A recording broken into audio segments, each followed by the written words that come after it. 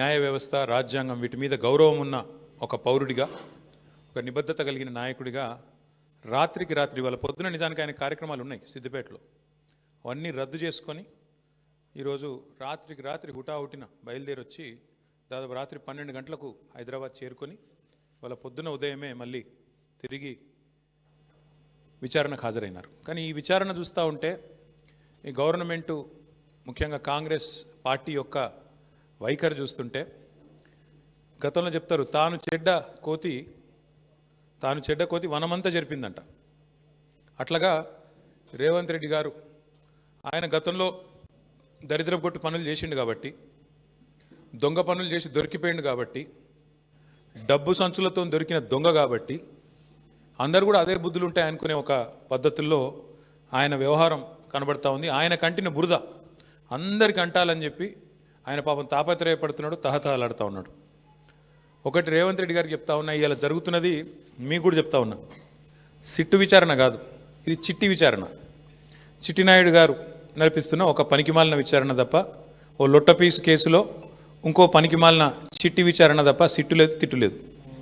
ఆడ ఏమి లేదు. 2 ఏళ్ల నుంచి బోగస్ కథనాలు, ముఖ్యమంత్రి కార్యాలయంలో వడ్డించి వార్చే పనికిమాలిన స్టోరీలు, ఒక్కటి కూడా రాష్ట్ర ప్రజలకు పనికొచ్చే కథనం లేదు.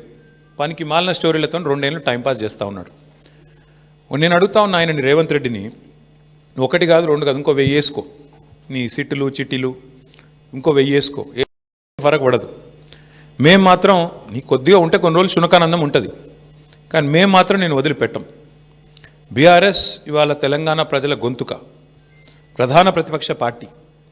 మీరు ఎన్నికల్లో ఆనాడు మమ్మల్ని ఓడించడానికి అడ్డమైన మాటలు చెప్పి, అడ్డగోలు హామీలు ఇచ్చి, అందమైన అబద్ధాలను 6 గ్యారంటీ కార్డుల రూపంలో ప్రచురించి ఆ రోజు ప్రజలను ఏదైతే బురిడి కొట్టించినారో, మేము ప్రజల తరపున గట్టిగా మాట్లాడుతున్నాం అన్నదే నీ బాధ.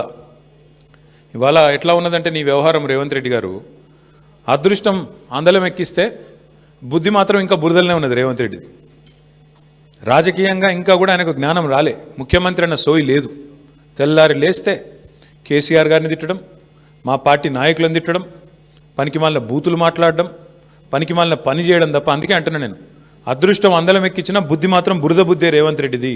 అందుకే ఈ దిక్కుమాలిన పనులు చేస్తూ ఉన్నాడు. 2 సంవత్సరాల నుంచి సాగదీస్తున్నాడు ఫోన్ ట్యాపింగు. నేను ఇవాళ అడుగుతా ఉన్నా రేవంత్ రెడ్డిని, ఎందుకు ఒక్క అధికారి కానీ, ఒక్క మంత్రి కానీ, లేదా స్వయంగా హోంమంత్రే ముఖ్యమంత్రిగా ఉన్న ఈ రాష్ట్రంలో ఒక్క అఫీషియల్ ప్రెస్ మీట్ ఎందుకు ఉండదండి ఫోన్ ట్యాపింగ్ మీద? ఒక్కరు బయటకు వచ్చి ఎందుకు మాట్లాడరు? ఎన్ని రోజులు లీక్ల మీద బతుకుతావు? జరిగింది తప్పు అంటున్నావు, ఏం తప్పు జరిగింది చెప్పు. ఇంకెన్ని రోజులు లీక్ల మీద బతుకుతావు? ఎన్ని రోజులు లీకులు ఇచ్చుకుంటా, ఫలానా వల్లదైంది, ఇదైంది, అల్లమైంది, బెల్లమైంది, పనికిమాలిన లీకులు తప్ప ఒక్క అధికారిక ప్రెస్ మీట్ ఈరోజు వరకు ఉందా? సిట్టు కానీ, ఇంకోటి కానీ, లేదా మంత్రులు కానీ, ముఖ్యమంత్రి కానీ ఒక్క మాట అధికారికంగా చెప్పిన పాపన పోయినరా? ఏంది ఫోన్ ట్యాపింగ్? ఎవరి ఫోన్ ట్యాపింగ్? ఎక్కడ ఫోన్ ట్యాపింగ్? ఏం జరిగింది?